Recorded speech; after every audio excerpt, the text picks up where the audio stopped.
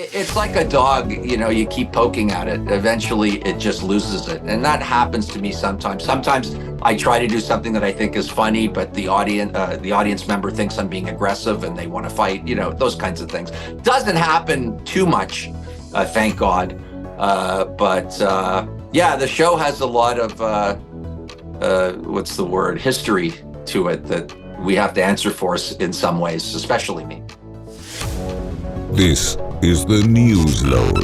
Hi, I'm Carrie Anne Stevenson. I'm here with Newsload, and today I am so beyond excited to be able to interview Spencer Rice. Spenny, hi. Hi, how are you? Oh, amazing. Where are you right now? I'm in my basement. I have professional lighting, which seems to make me look pretty pasty, but a tripod, a phone, guitars, amplifiers, all kinds of nonsense, posters of myself, totally cringe, but that's what it is. And in your basement, where is your basement? Where is my, what city? Yeah. Okay, I was going to say at the bottom of my house. Kingston, Ontario. Kingston. Oh, that's so good. So you're experiencing this weird spring, all of it. Yeah, for sure. It was freezing cold this morning. Yeah. It's probably warmed up a bit. I've given up on trying to figure out the weather in this country. It's just wake up and go. That's how I handle it. How, I'm sure over the years you must have tips on traveling through this chaos. What are your suggestions? Well, to have a promoter that gets you to the gigs and checks you into hotels. I've had some scary experiences on the road, mostly out on the West Coast. There's some crazy roads out there. We've played a few ski cities or whatever you call them, chalets, and they can be pretty treacherous. But other than hitting a fox once, I think it did die, actually. I'm sorry, but I felt terrible about it. But I haven't been killed yet, obviously. And for that, I'm very grateful. Do you have any road trip snacks that you prefer? Well, that's actually funny because my friend Chelsea Handler, she did a video about when she tours, she starts out very healthy. And by the end of the tour, she's eating junk food, and that's pretty much how it goes. It just, there's something about being on the road that's, you're exhausted a lot and you don't seem to be doing much. In performing is ultimately standing and talking for me. But I'm kind of advanced in age, so it's exhausting. And I don't party like I used to on the road just because I can't handle it. I would get the what I would call the avalanche hangover that just kept going and getting bigger and bigger towards the end of a tour. I can't do that anymore, nor do I want to do that. But I still love doing it. There's something about having been on television, the freedom of being live on stage, no editors, no executives. You just go and work the room. Yeah, absolutely. Absolutely. And are you sober now, or are you like 2-drink minimum kind of thing? No. I've had issues with alcohol. Both my parents were addicts of some kind or another. But by and large, my vanity and my love of not feeling ill has sort of saved me from continuing to do what I did when I was younger. And I actually feel quite good about it. I once went to an AA meeting and this was many years ago. And people they stand up and share stories. And I'm sitting there and some guy stands up and talks about how he killed 3 people while he was drinking and driving. I was like, okay, I don't think I belong here per se, so I kind of sneaked out. But addiction, it's all a dead end, really, at the end of the day, because it's fun to experience new things and new feelings. But if you keep going back to it, it's just a matter of time before it bites you in the ass. For sure. Speaking of porn addiction, you did a show on Confessions of a Porn Addict. Yes, which was a mock documentary, but people seem to think it's real. because I'm such a proponent of masturbation. I believe in it as being healthy and normal.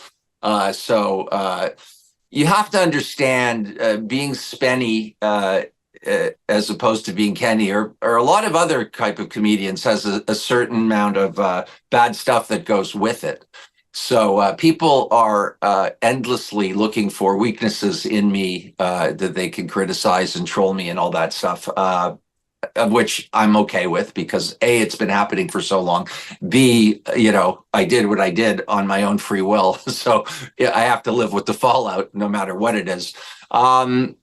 Yeah, so that was a mock documentary I made. And Mark Breslin, in my opinion, really made the movie.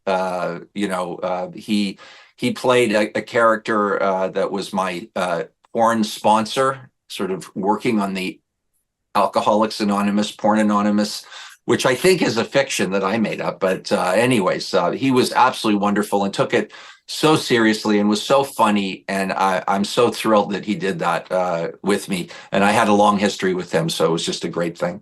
Yeah, huge shout out to Mark Breslin of Yuck Yucks. He's a phenomenal influence on the comedy Well, industry, and just a wonderful guy. he really is. I met him initially. You might not know this, but my cousin Marjorie Gross, my first cousin, my mom's dad's daughter, was probably the first female stand-up comedian in Canada.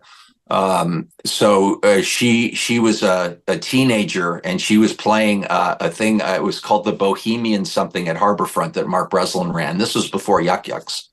And I would go down and watch her perform as a kid. And she's I just did a video for my Patreon page about someone asked me about my influences, and she is 100% my number one influence for many reasons. And then she ended up running away to New York City, where she worked at Catch a Rising Star, which was a comedy club. I don't think it's still there anymore in Manhattan. She was so young and green, had a little stand-up experience in Canada. She became what was called the Flashlight Girl, which was the club was so run down, very similar to Mark's first Yuck Yucks club, which I remember on College Street. That the fire department would close down the club if they didn't have someone with a flashlight in the hallway in case there was a fire. So, she ended up obviously graduating to performing there, but that's how she started, and she ended her life. Unfortunately, she's not with us as one of the writers on Seinfeld. She wrote 4 Seinfeld episodes. She worked on Larry Sanders. She worked on Bob Newhart's second show with the Vermont, what was it, a hotel or whatever. And she worked on, she got Sarah Jessica Parker's first show. I think that was her first job. It was called Square Pegs. And she worked her way up, and she knew a lot of people, and I got to meet a lot of people through her. And that's how I know Mark Breslin. Who was someone that left you starstruck that you met, all these famous people? Many of them, because I'm a comedy geek and a music geek. So and I believe that having heroes and people to look up to is a healthy thing. One just passed away, Richard Lewis. Richard knew Marjorie very well for many, many years. Years ago, I don't know how old I was, but he was playing a telethon, some telethon, maybe it was Easter Seals, I don't know. So he came up to Toronto for it, and my cousin Marjorie said, can you show him around Toronto or take him out? So I spent the day with him, and then followed his career subsequently after that. And he's definitely a hero of mine. In fact, I've got a funny story. I'm not really a stand-up comic. We can get into that later. I did try it. And I tried to hone my act in LA when I was living there. And I came back to Toronto, and Mark wanted me to come play a Yuck Yucks. And, I was definitely influenced by Richard. So I was doing the sort of neurotic Jew thing, comedy shtick.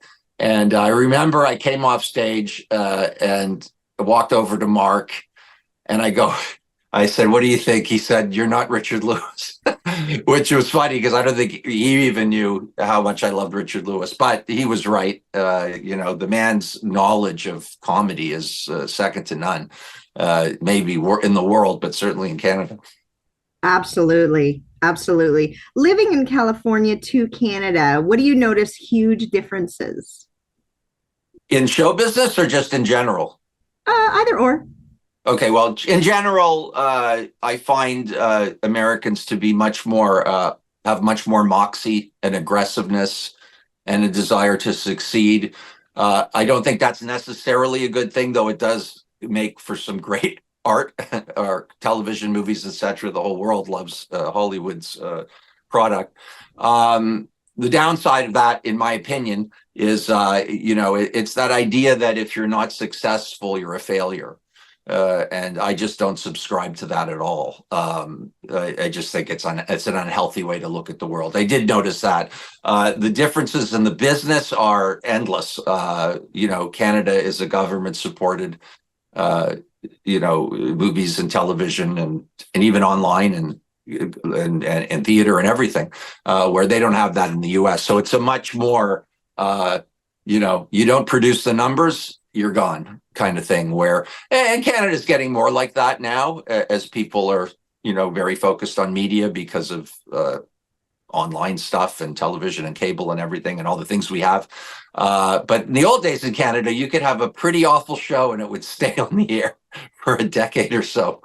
That just doesn't happen in the United States, at least to my knowledge. Amazing. Amazing. Another fabulous woman that you've worked with that I absolutely adore is Nikki Payne in Single White Spenny. She's amazing. I didn't know how good she was. I knew she was a great stand-up, but I was taking a risk on hiring her as an actor. And that's a whole story, how I was the showrunner on Single White Spenny, and this crazy thing happened, and I was taken out of, even though I was the star of the show, they didn't want me to run the show, but I fought vigorously for Nikki.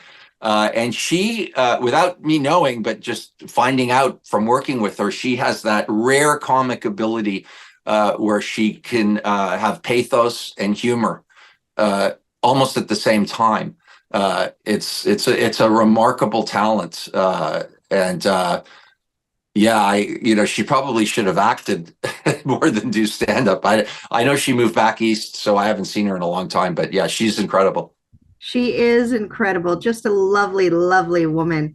Now, the voted top shows in Canada, Kenny versus Spenny.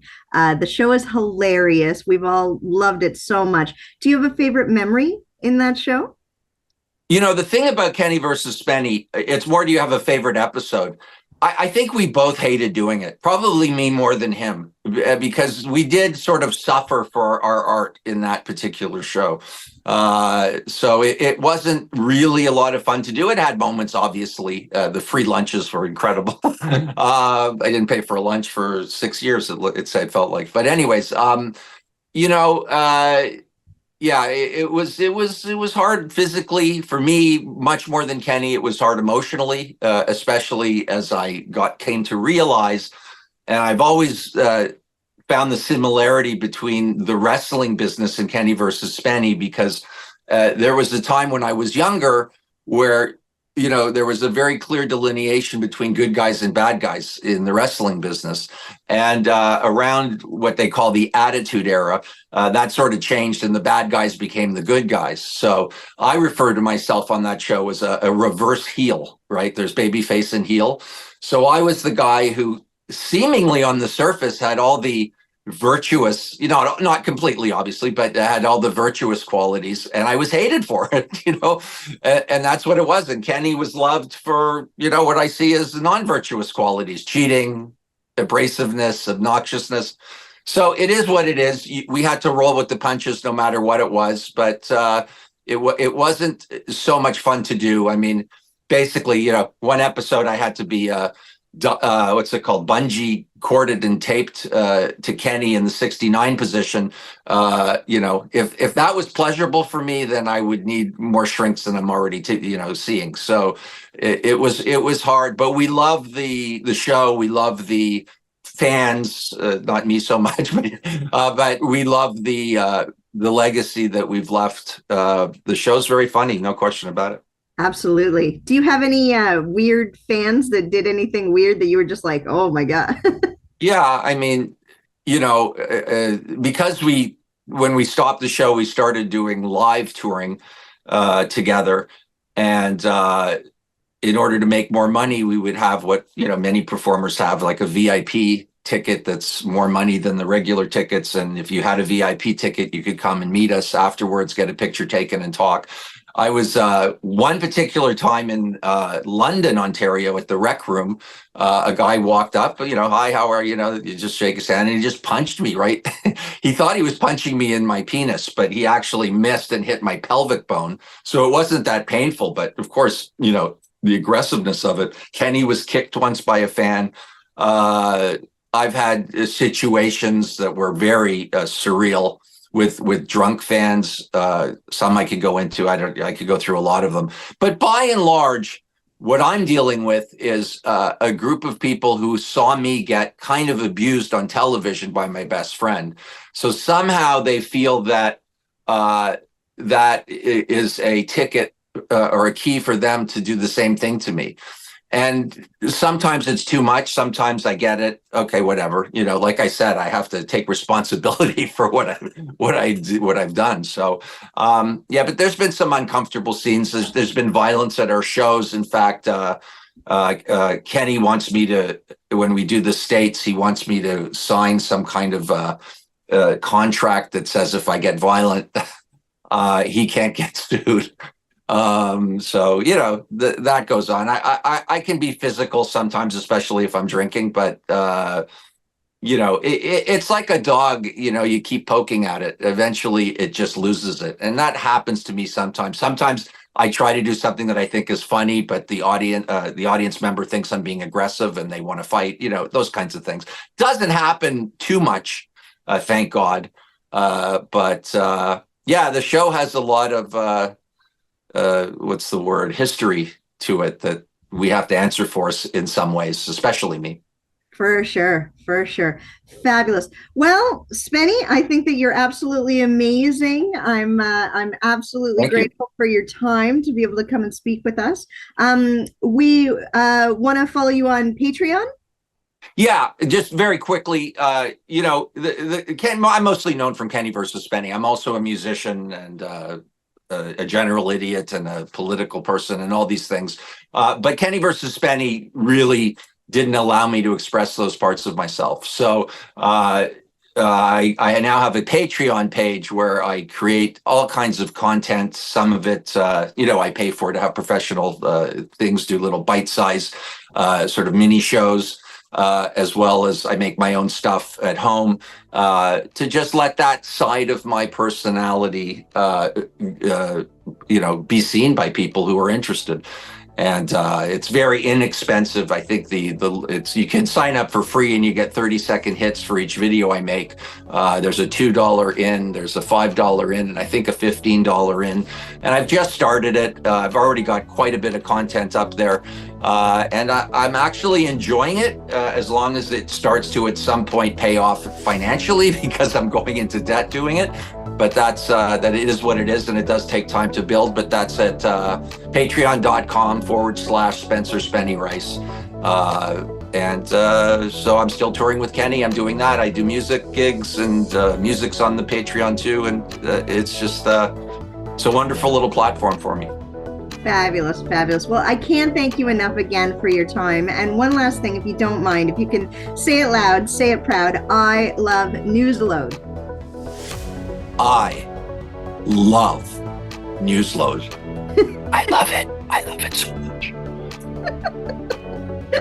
Thank you so much, Spenny. I hope you have the most amazing day. You too. You too. Thank you for having me. Bye. Bye-bye. This is the Newsload.